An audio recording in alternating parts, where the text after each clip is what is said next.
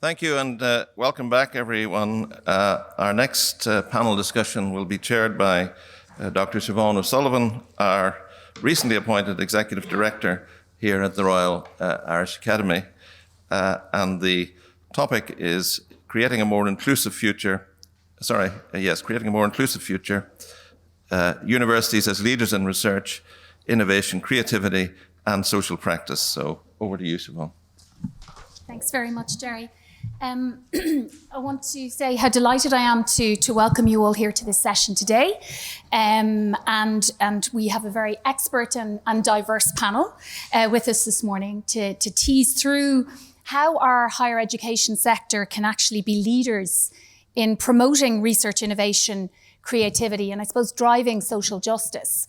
So I suppose I'd like to start with some introductory comments first, and then I'll introduce our panel, and then we'll have an exchange of ideas based on this really interesting topic. I mean, as you will have heard from Jerry earlier this morning, in 2021, the Royal Irish Academy produced a series of papers setting out a vision for higher education on the island of Ireland. One of those papers actually was dedicated to discussing a values-driven approach for realising societal, cultural and economic goals. So a series of values were proposed in that paper, and they included things like excellence, which we've heard about this morning, but also equality, diversity, inclusion, equity, sustainability, engagement, academic freedom and integrity, as well as institutional autonomy. So by embodying these values at all levels of the further and higher education system, I think we can make a really critical contribution to the achievement of shared ambitions, north and south, for a prosperous, secure and socially cohesive society, and indeed healthy democracies. It is something of a cliche at this stage, but nonetheless true, to say that we as societies, as a global community, face a number of wicked problems, as was adverted to earlier this morning. So I think that multi and transdisciplinary research are the key foundations in maximising the impact that research will have in providing us with kind of sustainable solutions for some of these problems. But that really requires us to harness the full breadth of expertise available to us across all of the disciplines. So to deliver on that promise, I think we need to nurture and embrace diversity. And I mean that in the broadest possible sense in terms of people, disciplines, research, both curiosity and application driven, as we heard this morning, as well as contributions from individuals and teams at all stages of their academic careers, and indeed outside of academia and across further and higher education. I think intersectoral collaboration and cross-border collaboration are another important element in this new paradigm. So innovation in teaching and learning, responsive to different learning styles, and I think lifelong learning, should be focused on developing engaged and informed citizens who can apply their skills and critical thinking capabilities to shaping our future societies based on fairness and tolerance. I think the final comment I'd make before I introduce our panel and ask for their reflections on this really interesting topic is that the higher educational institutions are clearly very trusted sources of knowledge and information. And I think they represent really crucial fora, or agora, if you like, for respectful debate and for challenging ideas. But trustworthiness relies upon a continued commitment to things like academic freedom, to research integrity, to robust ethical standards. And I think all of that is really crucial. And I look forward to discussing these ideas and more with our very distinguished panel here today, which I would like to now introduce. So we're going to start with Michael Darcy here. Michael has been at the leading edge of developing an island economy underpinned by peace, stability, and the Good Friday Agreement since the early 1990s. His book in 1995, Border Crossings, Developing the Ireland's Island Economy, is the seminal publication on North-South economic and business interactions and opportunities. Michael is IBEC's representative on the special EU programmes body, Interreg VA and Peace Plus programme monitoring committees. And he is also the IBEC CBI joint Business Council Programme Lead, supporting their joint initiatives to enhance and sustain All Ireland business. So very welcome to you, Michael. We next have Michael Murphy, who is President of the European University Association and President Emeritus of University College Cork. Michael is a medical graduate of UCC, and he has served as chair of the European Learning and Teaching Forum. So I'm sure he'll have many interesting insights for us in respect of how we can drive innovation in learning and teaching. He's chair of the advisory board of the U Multirank and is a past chair of the Irish Health Research Board. And finally, we have Professor Eeva Leinonen, who is the president of Maynooth University, and having spent 5 years as vice chancellor and president at Murdoch University in Australia. Professor Leinonen has extensive experience in higher education in the UK, in Europe, Australia, and internationally, and we're delighted to have her here. She has her academic interests focused on pragmatic language processing deficits in children and young adults with autistic spectrum disorders. But interestingly, she's drawing on her own experience here today. She and her brothers were the first out of her family to attend university, and I suppose that gives her a unique insight into the importance of education as a social equaliser. So we're looking forward to hearing more about that. So I suppose to open this session, I'd like to ask each of you to give us a sense of how you feel the higher education sector, universities, further education, can actually drive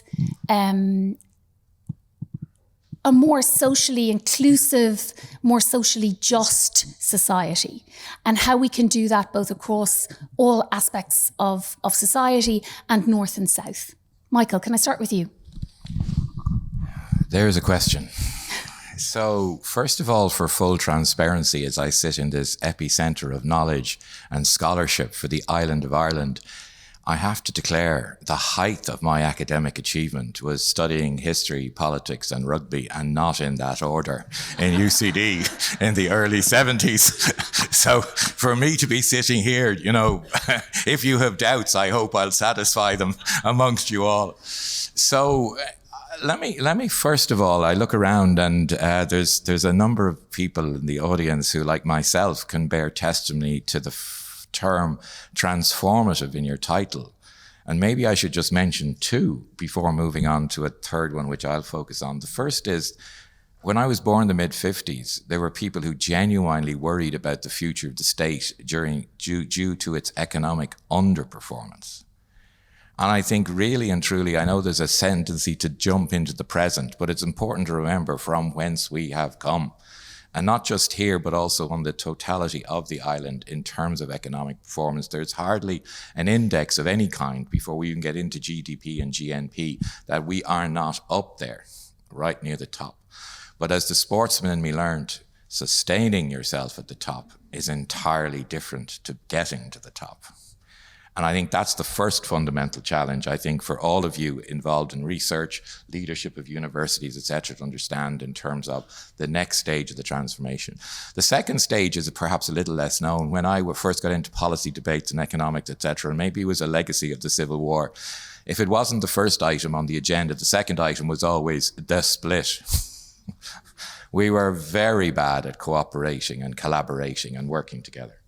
And that was absolutely the case in terms of North-South. Like, it's really hard in this room, listening to Emma talking, listening to all of you, the degree to which, as late as the early 1990s, there were very few North-South relationships. I mean, the fact that I played rugby is what actually gave me the capacity to engage with this from an early stage, because we were amongst the few who travelled regularly, because I was an elite player at the time, and considered the possibility of not just playing against Northerners from Ulster as a Leinster player, but with them in an Irish context. So my Ireland was always the island of Ireland. And I think it's really important to go into my second part of my contribution to consider a question that Matt O'Toole posed in this very building when launching a book by Professor Mary Daly of UCC, when he said, as a Northerner coming to the South, he often asks, excuse me, which Ireland do you talk about? I think it's kind of one of the challenges I have for everybody here in terms of your thinking and your conversations in terms of leadership is, which Ireland are you considering? the island of Ireland or the jurisdictional Ireland. But one of the key values of the RIA is you are an Island of Ireland organisation, you are pre-partition, and you're able to do work in this place seamlessly. Okay, I think that's really, really important. The JBC, if you didn't know, actually has been its first meeting in the early 70s in the most bombed Belf hotel in Europe at the time. To talk about the two leading business organizations coming together and cooperating in terms of more north-south economic interaction. And over the 50 years, quietly in the background, not in the foreground, done work to have conversations, build relationships, etc. So I've only one request to you. 5 requests is good, Emma, but maybe I'll distill it down to one. Next year, like if you think about the ultimate transformation, the first half of my life and many of this room was dominated by violence. Political violence, the troubles in Northern Ireland.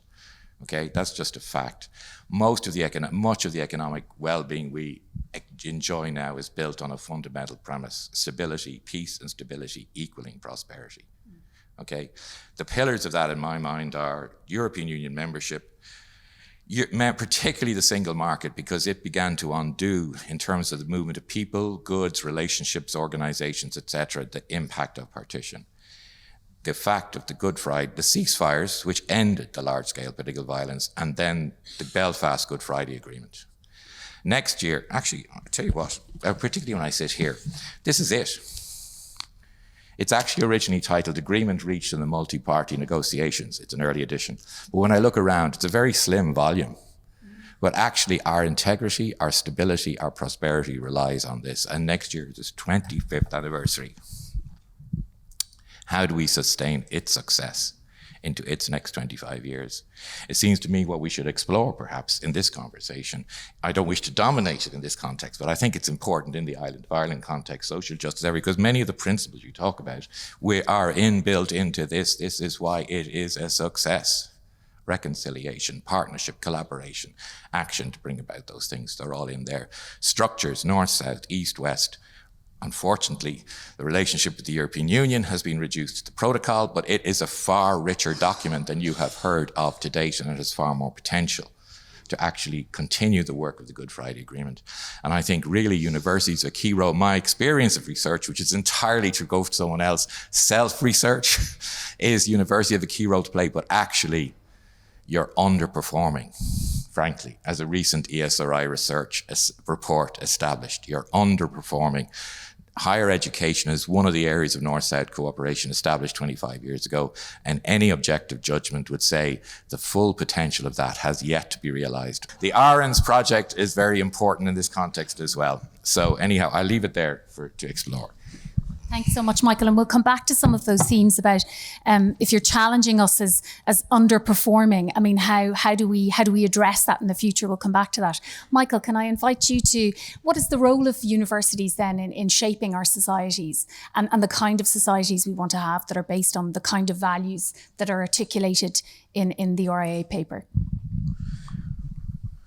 Very diffuse question, very diffuse panel's topic, Siobhán. I've grappled with it, and I'm just going to make a few top-of-the-head comments. The first one is that society is of the view that universities should be taking a leadership role in the shaping of future society.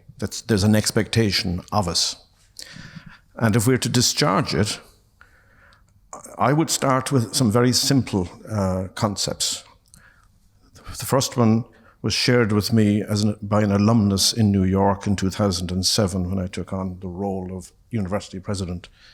And he had one piece of advice, and that was think, say, and do. Concentric circles.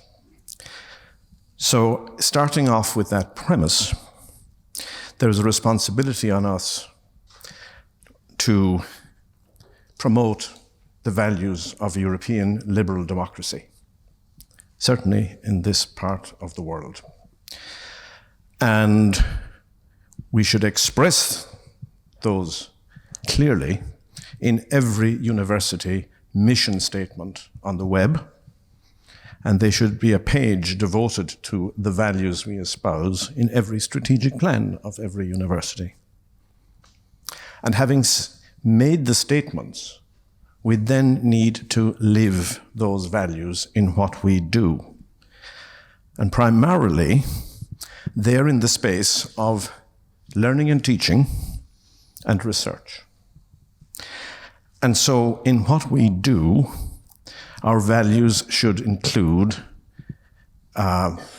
maximizing access to higher education, ensuring in this era that we are serving the lifelong learning agenda in practice and not just in rhetoric.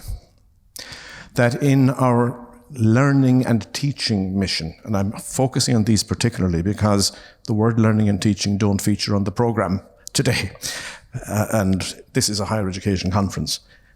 We should, in that space, aspire to excellence, at least being the best that we can be. And we should, and we have the responsibility in Irish universities to make sure that we are doing this, delivering this role to the best standards internationally. And we should not be the last to embrace blended learning or embrace flipped classrooms or embrace problem-based learning, because these are the models that are necessary to prepare the next generation of citizens to compete with AI, to use AI wisely, it's artificial intelligence. We've got quickly to move into that space, and that's living a value. We must embrace the quality assurance methodologies that have been developed over the last 20 or 30 years to ensure that our staff have the competence and the capacity to teach effectively. And I don't believe we have been doing that sufficiently. We should be engaged with our alumni, who are now in the hundreds of thousands, probably, well, in fact, approaching probably 1.5 million or 2.5 on this island, because they are members of our universities for life, and we have a responsibility to shape societal values in this country and across Europe through meaningful engagement with alumni as champions of our values. There's a longer list, I'm watching time. I will say one last point, and that is, if universities are to be, must be, the shapers of values, the custodians of values, the enablers of implementation of values in society, we also need to be far more effective as a sector in engaging with power to ensure that it lives those values. And as universities across Europe and across the world, we have not been good in the last 2 to 3 decades. A headline in USA Today about 10 years ago, universities, universal irrelevance, close quotes. Throwing the challenge back, as you just did a moment ago, Michael. We have to focus on the quality of leadership of universities in this country and across Europe to ensure that leaders are empowered, have the competences and the capacities to manage their institutions internally, but collectively to be a far greater force in shaping societal values, societal policies into the future. For EUA, that is actually one of our major challenges and topics for the next 2 to 3 years. Programs to try to address competence of universities to influence power. A bit of a potpourri of thoughts, but it was a fairly random subject. Thanks so much, Michael. That's actually, there's lots of thoughts there, and we will come back to many of them. And I think it is, I think that's why sometimes people find, I'm an ethicist by background, so I'm delighted, of course, to be talking about values. That makes perfect sense with me, that you start with values. And I know that that can seem obtuse to people sometimes, and it's kind of, but I think you've perfectly captured there why values matter, why we need to articulate them, why we need to be explicit about what the values are that are driving the agenda, and that we need to be able to live them and show leadership in them. So we'll come back to some of those themes. Eeva, could you give us your thoughts? Lovely. Thank you very much indeed. And thank you for the invitation. And thinking about a vision for the role of universities in the island of Ireland, I have to tell you, I'm not in a position to provide a vision. I'm new to Ireland. I've been here for 1 year. Prior to arriving here, I only visited Ireland once. So what I'm able to bring perhaps is just some kind of broader perspectives about higher education and the role of higher education in universities in education, economy, and broader society. So universities are significant in society, and they have a significant role to play. And I like to just make a few points, and I think the first one is that universities are apolitical organizations in a highly political landscape. And I think that is a really unique vantage point that we must bear in mind. And this is a place from which we can come and create cohesion in a slightly different way. We can be questioning in received and perceived wisdom and practices. We can be providing critique from that vantage point also, and challenge bias, of course, which is really critical when we talk about inclusion, and offer solutions, of course. So in some ways, the Royal Irish Academy is the kind of independent broker, but I also see universities as the honest brokers in this landscape. The second point I like to make is about universities as anchor institutions. And by that I mean, well, anchor institutions in localities, regions, nations. And what I mean by anchor institutions is that they have longevity. We are here for the long term. So we can take a longer term view. And I think that is really critical in a world that is quite short-termist and also opportunistic. So we have an opportunity as long-term institutions to take that longer-term view. Having said that, of course, we are in a context that is, we talked about that this morning, for instance, the funding contexts are very short-termist. So we have a sort of tension that we are constantly trying to traverse, but it's something that we need to keep in mind, that we have a responsibility for a longer-term future. Also, you mentioned the trust. And universities are still very trusted institutions. And you may be aware of Edelman's Global Trust Index or Barometer. And this is a survey, global survey of trust and credibility of institutions. And universities, year on year, come on top. And academic expertise comes on top as being trusted. There are some organizations that never come anywhere near top, then let's not mention them. So that is something, again, I think as universities we need to really think very deeply about and embrace, and also utilize for the benefit of society. The fact that there is trust in our academic expertise, and there's also trust in our ability to be that honest broker and bring views onto the table that come from that vantage point. I also like to just make a point about, obviously we have a real vantage point of educating students, whole generations, future generations, and the huge opportunity and responsibility that affords to all of us as educators. And Michael has spoken about that, so I won't go into any detail. And of course, through our research and innovation, but also through our engagement with community. I have made this point a couple of times now on panels, but I will make it again because I was listening to Minister Harris speaking recently, and I think, Michael, you were at the same function. And he used these exact words. He said, universities are not something nice to have, but they are key to our future well-being and prosperity. And I think that is, if we really believe that, then we need to think about, I go to Rob Kitchen's point, is that's not just an aspiration, but what are the actions that we need to take in order to realize that. And then the final point that I wanted to make was actually just brought to my mind, Michael, when you were speaking about think, say, and do. And I now want to focus on the word do.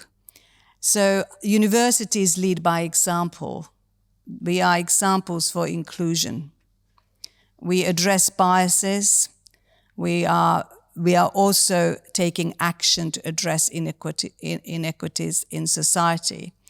And I just wanted to use the one example of recently how universities stepped in and stepped up when we had to we wanted to welcome Ukrainian displaced people to our campuses. And we provided accommodation. But we all provided much more than that. We brought communities together, volunteers. We brought together the Red Cross. We brought the government organizations to provide, I think of it as a bit of solace in their lives to come on our campuses and spend the summer period in our accommodation. And then we saw them come in. We were very moved by this, but we took action. And then we saw them leave on buses and didn't know where they're going to go and what's going to happen. But as universities, we did, and we took action. And that is, I think, a really good example of inclusive society and how we need to act as role models. And then very finally about the values, and I think, again, point that's been made on the panel about quality of leadership in universities. You know, we do need to, that old saying, we do need to walk that talk and be those people that people can look up to and feel that we are values-based. And being a values-based leader, it also means that you call out when there are values that are not being upheld. So thank you. Thanks so much, Eeva, for that contribution. And I think I'll bring it back to exactly that. I mean, Michael, you talked about the importance of the doing and that kind of leadership. It's easy to articulate your values in your mission statement as a university. It's much more difficult to, as Eeva says, to live them and to actually see them. I want to bring us back, though, to a point you made and a very pertinent point in terms of, even though it's not in the title, about learning and teaching. So I suppose there is a question, do you think, and this is to Michael first and then to the rest of the panel, do you think that our students currently are seeing the value in what they're learning and the way in which we're teaching it? And are we really doing our best as a sector to ensure that we are turning out students that are going to be active and engaged citizens in the world? And if not, why not? And what do we do about it? Gosh, that's 6 questions, Siobhán. Are we turning out students who will be global citizens as we wish them to be? I'm not sure.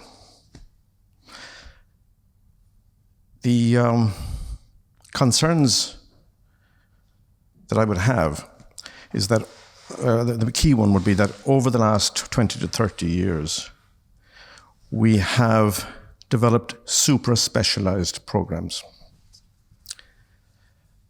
Apart from some of the humanities disciplines, I would say that most graduates from our institutions have never actually been challenged on the subject of values in the course of their curriculum. I don't think that many would write a good essay on what it is to be a European, or what the set of European values is, because we have developed curricula that are excessively specialized. There is an opportunity now to address this, I think, because we are beginning to embrace the reality that without interdisciplinarity, we're not going to compete with the robots. And we certainly aren't going to sufficiently meet the challenges of our time, sustainability and so on. And this gives us an opportunity to rethink curriculum so that the citizens walking out our doors with their parchments are ready for citizenship. We're doing some good things. And certainly in this country, over the last, say, 15 years, we've internationalized quite considerably. Regrettably, the driver was the least important of the reasons for it. The driver was an economic one. But we are, to a degree, I hate using the word exploit, we're exploiting the presence of a more multicultural campus to help prepare our Irish students for a globalized society. Though not enough. I think that we have not exploited their presence sufficiently. There's too much ghettoization. There is no reason why we can't actually work with all these visiting students to increase the language skills of the domestic student population. So we're doing some things in the right direction, but I think we have a terrific opportunity with the embrace of the concept of interdisciplinarity to address the deficits that have emerged in relation to values, education, and learning. Just a few thoughts on the matter. Thank you. Michael? Here I go challenging again. So, I don't know, a number of you may remember last October there was an event in the Three Arena organised by a group calling themselves Ireland's Future. And it was very interesting as I look around this room. There was actually a full Three Arena. And most of those people, dare I say it, were of a younger age group. The median was lower than this audience. I would suggest that at least the stats would suggest 60% of them were either in higher education or had come through higher education. Now, to what extent did that experience prepare them for what was being discussed in that arena? Okay. And again, I come back to the difficulty we face, just what you were saying, Michael, about Irish citizens, right? We're having this discussion in the context of the Good Friday Agreement and the island of Ireland. That gives everyone the right to be British or Irish or both, and presumed they would also be European. Unfortunately, if you're in Northern Ireland now, only by being an Irish citizen can you be a European citizen. Now, when we come back to, core values which underpin all of the things that you do, I think that's really, really important part of this is, how many of you have a course on the Good Friday Agreement? How many of you have taken account of its structures? How many of the students leaving your colleges understand its processes, its procedures, what's being done or what's not being done? Okay? There's a lot of good individual work, and I don't want to highlight the negatives too much here, but I think I've seen it myself over the last 30 years, going back to Rob's point, and even he did great work in the 90s post the Good Friday Agreement, mapping the island. All those maps are out of date now because they haven't been updated. I've seen it, like there was a lot of research done. There's some people in this room who did it, Martin, Dermot, up to the agreement itself. There was a lot of good work after it. 2007, it fell off a cliff. It got a very lonely room. In recent times, there's been a huge push now. You mentioned the HEA. I can mention the Shared Island Unit. I can mention Science Foundation Ireland. There's a huge new momentum and money, Peace Plus, that I will have some responsibility for determining projects. I'll be careful, but it is a 1.4 billion project for cross-border projects. So it's no longer a question necessarily of money, especially seed capital money. It's a question of how it's approached. It's a question of thinking over the challenge I have found always is that North-South does not happen organically. It has to be made to happen. One of the few places it happens organically is in the greater Northwest. Because the people of Donegal and Derry, Fermanagh, Tyrone, they've always been one. They never stopped being one. I've always said it's the only place in Europe where you can drive due south from the north. Okay? So it's really important, I think, that the challenge that we have, these fundamental challenges around citizenship, around values, etc., need to be understood as well as what you're talking about in that context. Now, leadership is interesting. I've been thinking about this.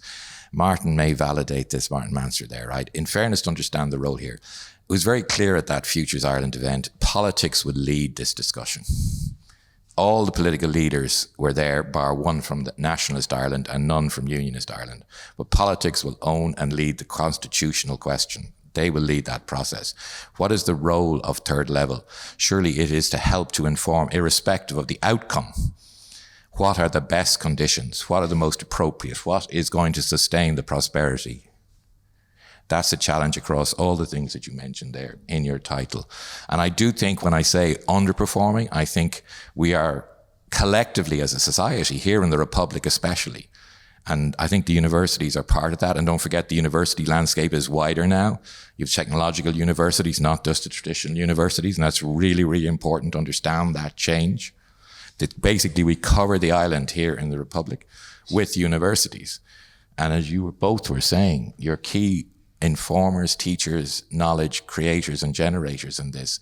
So how is that creation, how is that knowledge going to support whatever the outcome of this constitutional debate that we're in now going to be? Thanks, Michael.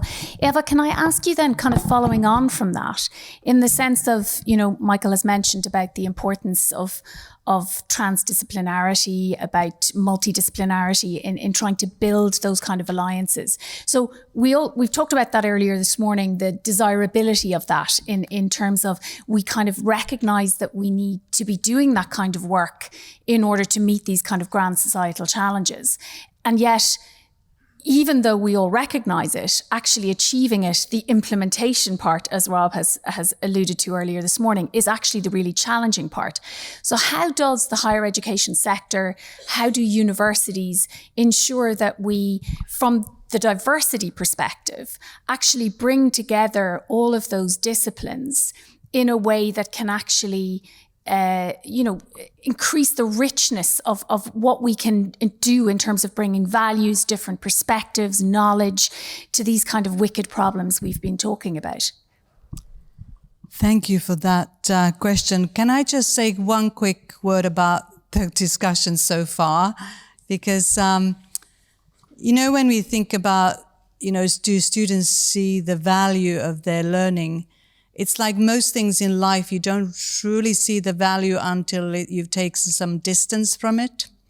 So I just wanted to share with you that when we talk with our alumni, and, we are all alumni of universities and you kind of reflect back.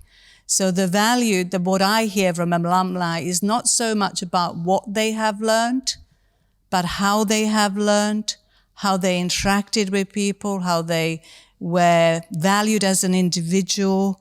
And so what comes to mind is that kind of old saying about education begins when we've forgotten what we have been taught. So, education is far greater, isn't it, than the knowledge. And I think in the modern world particularly, where knowledge is just a Google away. You can just find out information so easily. So really education and education universities is something about curation of information and those sort of skills. Skills is a strange word, isn't it? Because people react to it in different ways. But, higher skills, we might want to talk about that, and the fact that universities are the pipeline to knowledge economy, knowledge workforce. So I think that just acquiring those sort of skills, but I think the most important skill we can all acquire and learn in life is to know ourselves. And that is something that, again, universities have a role to play in, and self-worth, knowledge and awareness, and in addition to the thinking skills and so on. So I just wanted to say that. But I'll come to your question about the multidisciplinary, transdisciplinary and wicked problems and approaches that we would require. And I just say a couple of things so that my colleagues and fellow panel members can also make a contribution. It's about creating teams, isn't it? When we start looking at problems that are, most, if not all world problems are multi and inter and cross-disciplinary. So it's about creating teams and excellent teams. And we already heard about definitions of excellent. But when we think about inclusiveness in that context, there are challenges for those teams, for careers, for females, for instance, in academia, people from different backgrounds, racial backgrounds, other backgrounds, which are not regularly or which are underrepresented in education and higher education. So how do we create teams that are more inclusive is one of the challenges that we have.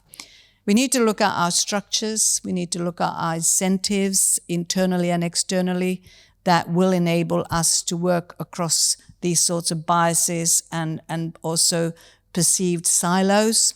I even think about disciplinary silos for the moment. Universities are quite often structured on the basis of disciplines. So how do you bring some of that together? I have to say there are many fantastic models across the world. I always go back to Arizona State University and how incredibly brave they are of things that they're able to do. And one of the things they've done, for instance, that their faculties are not discipline-based, they are thematic. So that would be one way of bringing things together. Just again, say that externally and internally we need to think about how do we bring disciplines, people of different backgrounds together to create that excellence, and how do we address some of the challenges and the boundaries and the structures and put in place incentives. And there's some good work happening. I think the bringing together the two research councils in Ireland is a positive step forward, because it is bringing the science together with the humanities, social sciences, which really are not a dichotomy at all. They're all about just different ways of looking at the same challenge or same opportunity. So there's just a few thoughts there. Maybe the values that you need in these sort of endeavors are things like collaboration rather than competition, respect for different types, diversity and disciplines included, and then maybe even definitions of excellence need to be more nuanced, which we talked about earlier on. So that's probably a few contributions from me. Thank you, Eeva. That's really interesting. Michael, do you want to add anything to that? That Michael, yes. I think that was an excellent menu. Yes. And I'm sorry that Maria Lepton has left the room, because incentivization is critical to cultural change. And I think the ERC and funding agencies should take a look at how they might structure at least some of their programs to explicitly value and reward interdisciplinarity. Fully agree with. And Michael, can I ask you then, in the context of what we've been speaking about in the All-Ireland context, so if we talk about the need for interdisciplinarity, multidisciplinarity, what about cross-border collaboration? So you said we've been underperforming. So what do we need to do to address that problem? What are the conditions, the values that would underpin a more collaborative approach? So when you talk about interdisciplinary, I have just two comments on that. One was a story told to me one time by a great supporter of universities, Martin Naughton, in his early days. And again, it's going back to the when perhaps universities weren't so used to cooperating, or even within. I remember him saying to me, Michael, it's easier to get the cooperation of the inhabitants of the graveyard. Because conditions weren't quite what he expected, like in business, right? So I understand the independence, et cetera, of academia. And much of North-South, as my daughter, who's an academic, reminds me in political science, just Dr. Michelle Darcy in Trinity, if I may mention that, it says it's normative, Dad. Your research is normative. And one of the things to understand about the conditions we discuss in the island of Ireland is their uniqueness.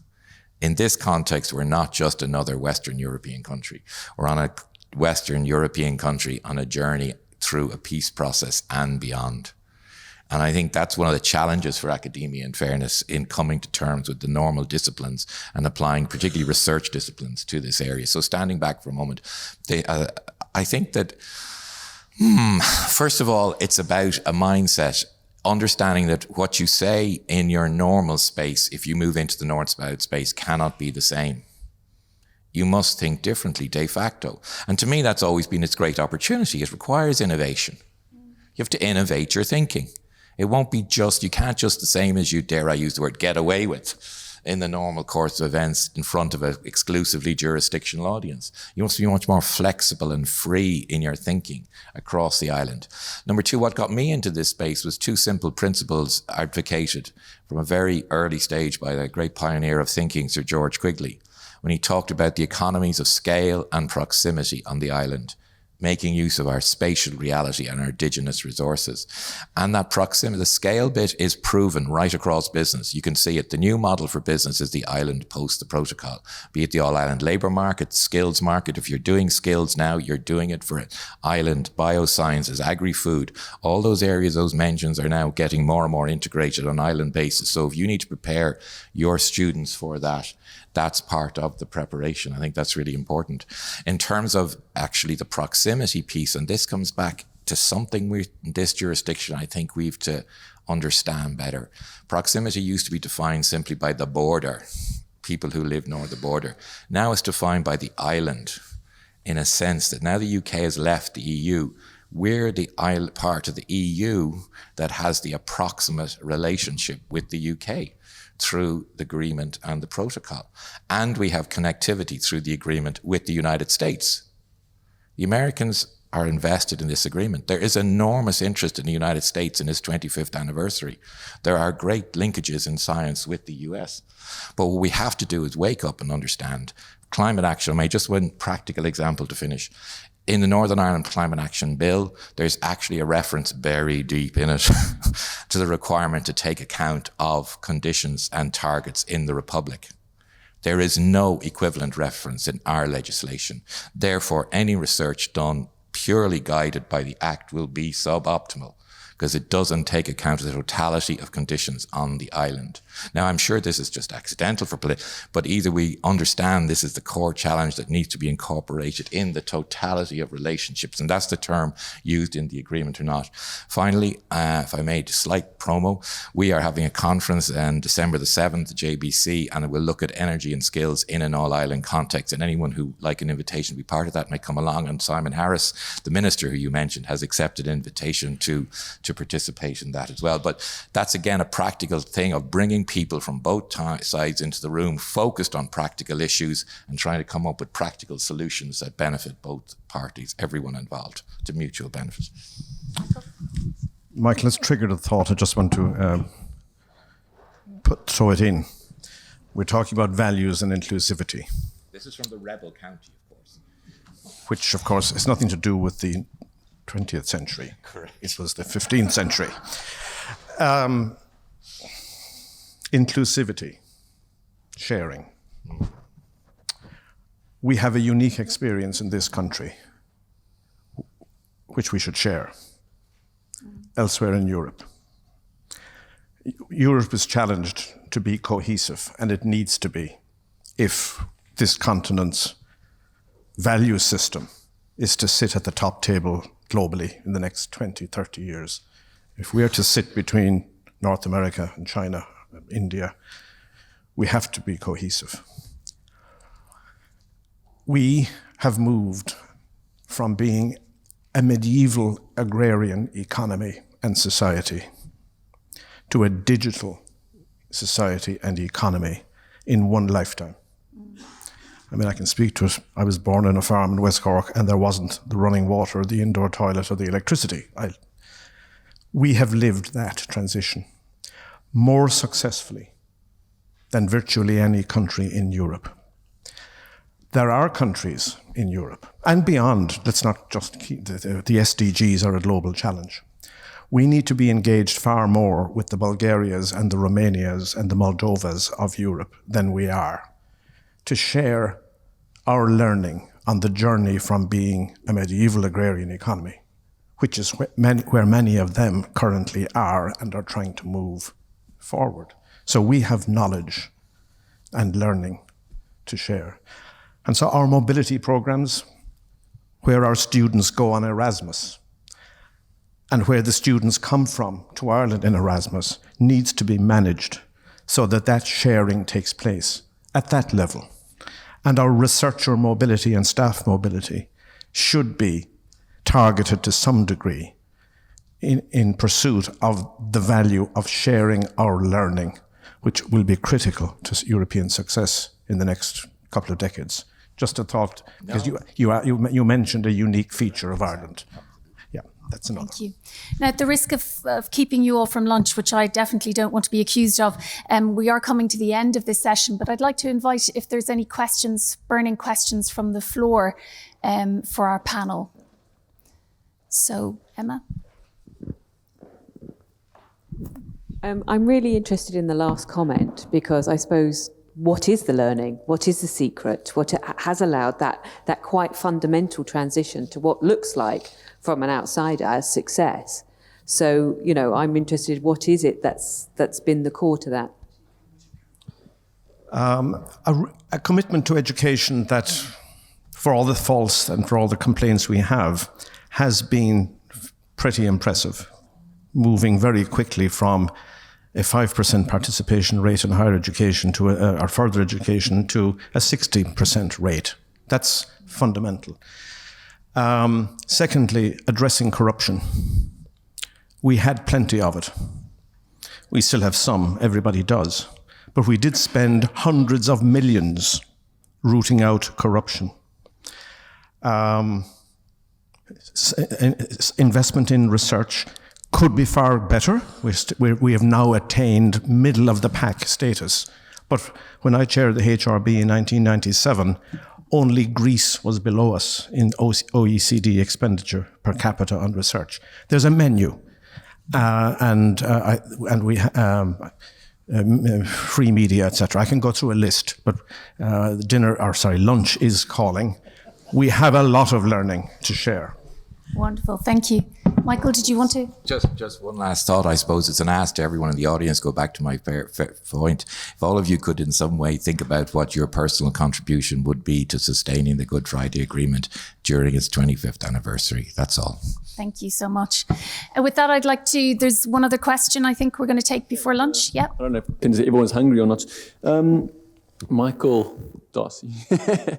There is an incredible familiarity between the higher institutions in across the island, and sometimes it might fall into cheeky banter. But how accommodating are the governments on both sides at facilitating the communication between the research institution at present, and how does that fare when politics gets changed or upheaved in any way? A bit of a question, sorry about that, no, before lunch. I could answer it very quickly because luckily I brought the appropriate quote from the ESRI report. It says, cooperation was seen by stakeholders as being ad hoc and fragmentary in nature, often relying on local champions or Pacific funding initiatives, thus making sustained cooperation more challenging. Okay, so there's the key. Right? The key is, yes, there needs to be political will, but in the absence of political will, there needs to be more energy and effort to push the politicians and the political process into this space by a more coherent and more determined approach. And especially now the money is there. The money wasn't there. It is there now. Thanks. I'm going to close this session. I'm going to take a slight advantage of being moderator and add to Michael's plea for all of you to think about something. We haven't had an opportunity to talk today. We've talked about how the university and higher education sectors can help us mould and shape our societies. I think the flip side of that, and especially looking at our new R&D strategy, Impact 2030, is about how do we as the higher education sector interact with the publics who are actually funding that research, and what are their values, and are they the same as our values, and if not, why not? And I think that there's a piece of work we need to do in thinking about how do we co-create values. Are we sure the values we're articulating are those that are shared by that broader public and publics, because of course there are many. And so that's, I think, something for us to think about as well in terms of the impact And personally, I don't think that's a dirty word. I think it's just about what kind of impact. And I think that that's something for all of us to think about. I really want to thank my panel today because the rest of the panels are wonderful, but I understand that this, when you talk about values, it's always a slightly difficult one to define. So I think that our panel have absolutely risen to the challenge in the absolute best way. And I really want to thank them very much for their contributions today.